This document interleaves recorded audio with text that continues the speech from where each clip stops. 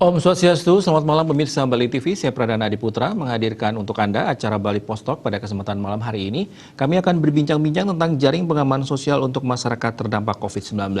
Ya, pemirsa Bali TV, COVID-19 berdampak ke semua sektor kehidupan. Pemerintah pun turun tangan dengan menyiapkan berbagai stimulus.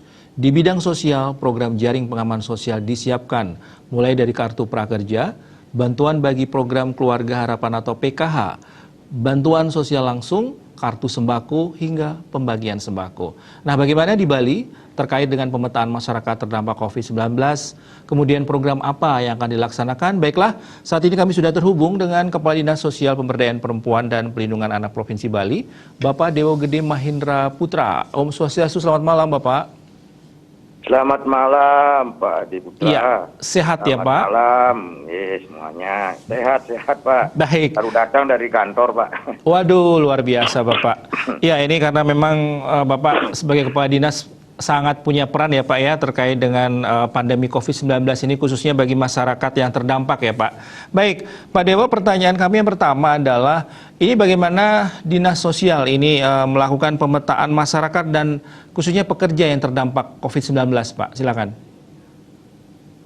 Baik Pak Diputra, kalau kami di Dinas Sosial dalam kaitannya pemetaan ini, ya kan, ini memang sudah itu diarahkan oleh Pak Gubernur, bagaimana pemetaan bagi masyarakat terdampak, kemudian apa skemanya.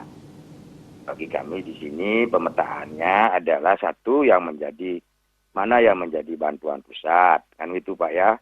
Ya, pemetaannya bantuan pusat khususnya kami dari Kementerian Sosial itu yang menyangkut bantuan pusat itu yang terkait dengan program Keluarga Harapan, terkait juga dengan yang namanya bantuan pangan non tunai melalui kartu sembako murahnya, dan juga ada yang menyangkut tentang bantuan sosial tunainya.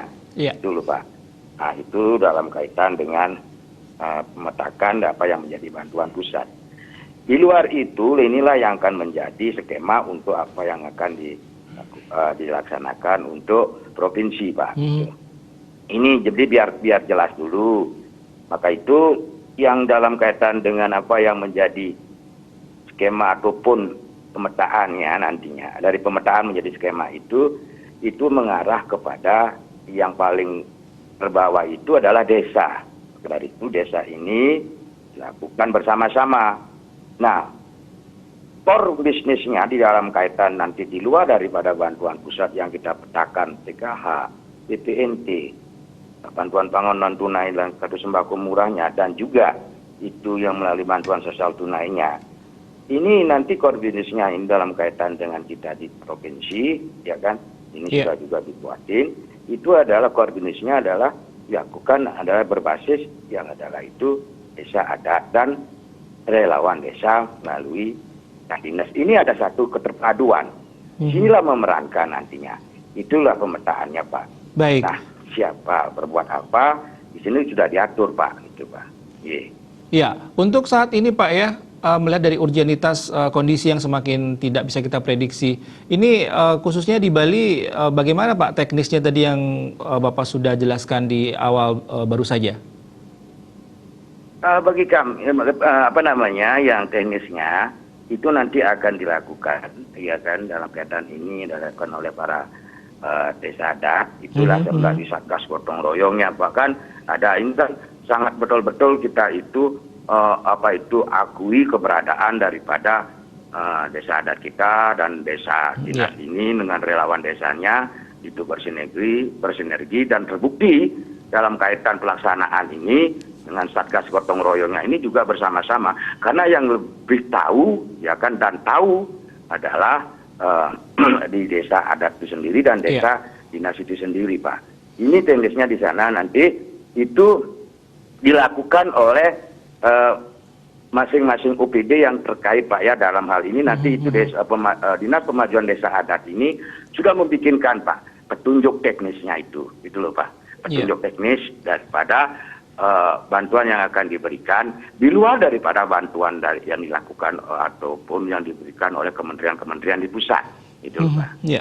Jadi ujung tombaknya di desa adat, nanti masyarakat tinggal berhubungan dengan desa adat, bagaimana kemudian mekanismenya itu sudah diatur ya Pak ya?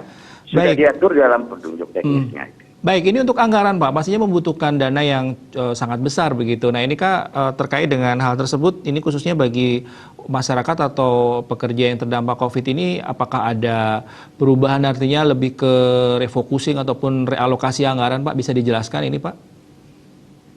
Dalam kaitan dengan menyangkut tentang anggaran ini, apalagi itu menyangkut realokasi anggaran, itu sudah merupakan keharusan Pak. Itu yang sudah diamanatkan juga oleh pusat, dan kita di provinsi dalam hal ini Bapak Gubernur ya bersama Pak Sekda, Pak Wagub, Pak Sekda dan yang terkait yang terkait itu sudah melaksanakan itu Pak.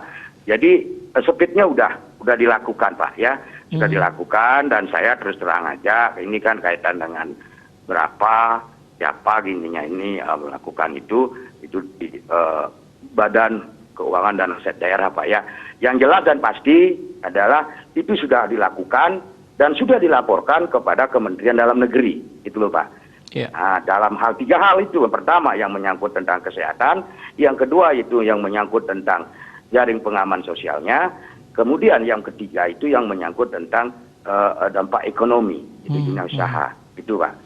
Baik, ini untuk kondisi di Bali Pak, ini kan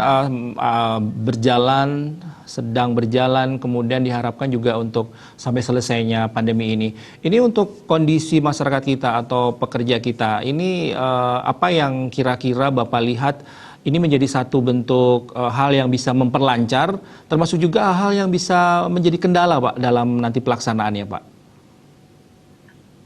Bagi kami khususnya dalam kaitan dengan pekerja yang di PHK kan Pak ya, itu kan yang di PHK, ini juga sudah dihitungkan Pak dalam kaitan dengan jaring pengaman sosial kita Pak.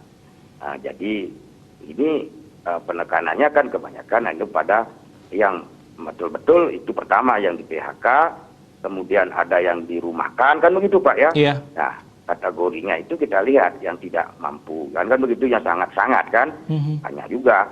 Nah yang lebih tahu itu adalah dari desa dan desa adat ini Pak. Jadi dalam artian ini juga di dalam kaitan dengan mereka di desa itu, di dalam kaitan anggaran desa juga mau ada satu ketentuan, kalau ini melihat bantuan pusatnya menyatakan itu ada yang melalui proses padat karya ini Pak. Jadi mempekerjakan juga yang tenaga pengangguran, misalkan yang PHK bisa. Ini sudah menjadi satu role model yang diharuskan Pak. Gitu. Iya, baik. Ini apa yang Bapak ingin sampaikan khususnya kepada para pekerja ini yang memang sangat-sangat terdampak. Kemudian juga untuk masyarakat luas yang memang nanti punya kepentingan yang bisa nanti disupport oleh Dinas Sosial terkait dengan jaring pengaman sosial ini. Apa yang ingin Bapak sampaikan? Silakan Pak.